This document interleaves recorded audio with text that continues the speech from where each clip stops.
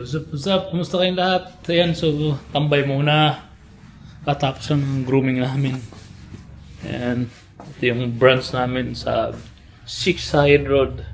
So nakarami na kami, ako naka-apat na yata ako.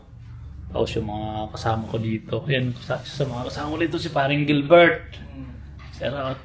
Isa sa mga dito, master dito sa buong Dubai. Tagal na dito nag-groom. Tapos you still have one colleague here, groomer also from India, Mr. Rizwan, master of Vice number one. master of teddy bear cat. Master pedicure.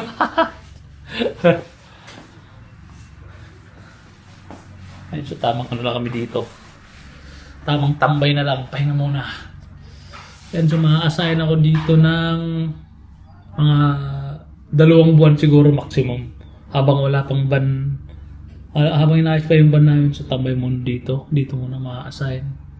Gustong gusto ko dito, gustong gusto ko dito is yung tip dito centralized. So lahat ng kliyente na magbibigay, kailangan yan ilalagay namin sa parang tip box. Tapos hati-hatiin na namin yan. So yan yung pinakagusto dito. And one more thing, dito sa Six Side Business Bay, sobrang lapit lang sa sa Al Riga, kaya mabilis lang ang biyahe. Tapos walang masyadong dito mga tawag dito, mga bus dito, hindi masyadong mahigpit. Pero siyempre wala nang problema sa akin, mahigpit o hindi. Okay lang yun kasi nga trabaho nila yun. Tsaka para mapaganda yung company. And so shoutout sa lahat ng mga groomer all around the world, especially to my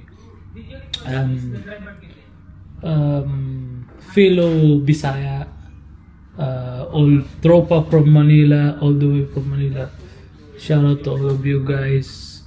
All groomers from Uganda, from India, Pakistan, Bangladesh, Sri Lanka.